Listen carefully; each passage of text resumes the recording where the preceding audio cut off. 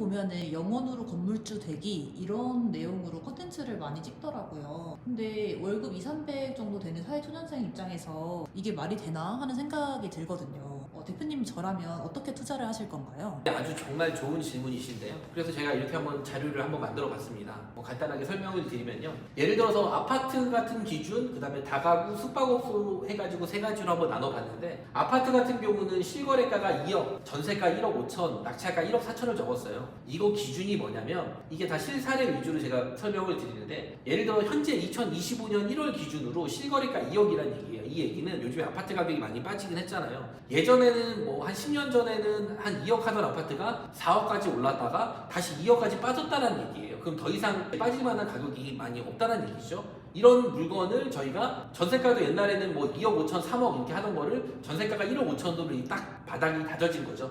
이런 물건을 저희가 한 1억 4천 정도의 낙찰을 받으면은 이게 거의 무피 투자 정도의 개념이 나옵니다. 이렇게 하면은 아파트는 대부분 이렇게 많이 가능하기 때문에 잘 아실 거예요. 그럼 아파트의 장점은 나중에 이게 실거래가가 2억까지 빠졌는데 이제 또 건축비도 오르고 하기 때문에 이거 가격이 1, 2억씩 오를 수가 있겠죠. 지역이 지방일 수도 있고 수도권일 수도 있고, 그러면은 난 저렴하게 샀기 때문에 이게 여기서 올라갈 가능성이 있지 더 떨어질 가능성이 없죠. 더 떨어진다고 하면 실거래가가 2억인데 여기서 20% 빠지면 또 20%가 더 빠져도 1억 6천, 4억 하던 게 2억 빠졌는데 여기서 더 빠져도 여기서 20% 더 빠져도 4천만 원이 빠지니까 1억 6천, 그래도 내가 낙찰 받은 가격보단 높습니다. 1억 4천에 낙찰을 받아서 1억 5천에 전세를 주거나 네. 아니면 2억 아니면 1억 8천 이런 식으로 매매를 하면 되니까 무피 투자가 된다는 말이죠. 네, 너무 정확합니다. 그 다음에는 다가구에 대해서 설명을 드릴게요. 다가구는 감정가가 예를 들어서 8억, 10억, 12억 이런 건 크게 중요하진 않습니다. 감정가는 시세 보면 되는 거고요. 저희가 낙찰을 3억에서 4억 정도 가격대로 받는 게 제일 중요합니다. 낙찰을 3억에서 4억대로 받고, 예를 들어 가구 수가 16가구, 10가구 이렇게도 될 수도 있는데 보증금을 각 500만 원으로 잡았어요. 어떤 보증금은 1000만 원도 있고 어떤 거는 200도 있고 100만 원도 있을 수 있는데 500만 원 잡아가지고 16개면은 8천만 원, 10가구면은 5천만 원 이렇게 나오면은 저희가 낙찰가의 그 20% 제외한 금액 다 하더라도 무피 투자가 가능합니다. 오히려 플러스 피가 나올 수가 있고요. 그 다음에 세 번째는 숙박업소입니다. 숙박업소는 감정가가 예를 들어 10억, 12억, 15억 이런 것들을 우리가 3, 4억의 낙찰을 받아서 바로 재임대를 하는 경우도 있습니다. 최근에 저희 하나 사례는 낙찰 받자마자 재임대 해가지고 투자금을 회수한 사례도 있거든요. 그런 사례도 있고, 공사를 해서 물론 임대도 할 수가 있고, 이건 되게 나이스한 경우지만 일반적으로 이게 좀 보증금을 예를 들어 숙박업 5천에서 1억 정도 보증금을 받는다고 하면은 투자금 없이도 진행이 가능하다, 이런 내용들이 있습니다.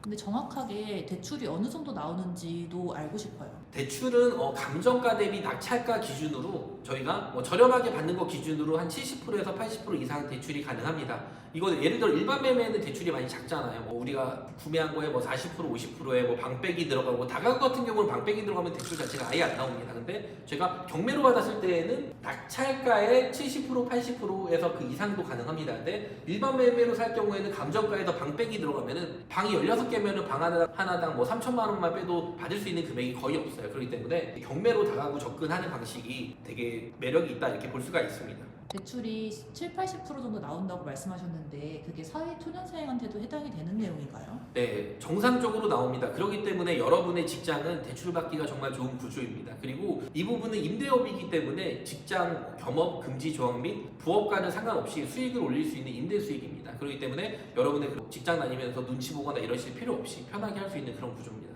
그러면 생각하실 때 저 같은 평범한 직장인이 건물주가 되고 싶다거나 현금 흐름을 만들고 싶다라고 했을 때 가장 좋은 방법이 뭐라고 생각하실까요? 저라면 저가 다시 예전으로 돌아간다고 하면은 다가구 같은 거 낙찰을 받고요. 지방 쪽이든 수도권이든, 그리고 월세 세팅을 하고, 그리고 월세 세팅이 좀 안 된 일부는 33M2나 에어비앤비로 수익률을 좀 극대화하는 게 좀 그 방법이 제일 현실적으로 가능하다고 보고 있습니다. 최근에 제가 이 부분에 대해서 다가구 낙찰 사례, 에어비앤비 성공 사례 계속 올리고 있잖아요. 그런 영상을 좀 참고해 보시면 도움이 많이 되실 것 같습니다. 그러면 부동산 투자나 건물 투자할 때 가장 큰 리스크다 하는 거는 뭐가 있을까요? 여러분들께서도 뭐 리스크라고 생각하시면 사실 뭐 대출 문제를 많이 생각을 하실 텐데요. 오늘 보신 이러한 가격들은 리스크가 거의 없다고 생각이 듭니다. 금액대가 많이 저렴하잖아요. 저희가 뭐 20억, 30억, 50억, 100억짜리 사는 것도 아니고요. 그렇지만 10억 이상, 20억, 몇십억 하는 비싼 것들은 수익률이 안 나오기 때문에 저는 리스크가 있다고 생각이 듭니다. 부동산은 100점 100승을 해야 됩니다. 최대한 보수적으로 투자하면 성공할 수 있고요.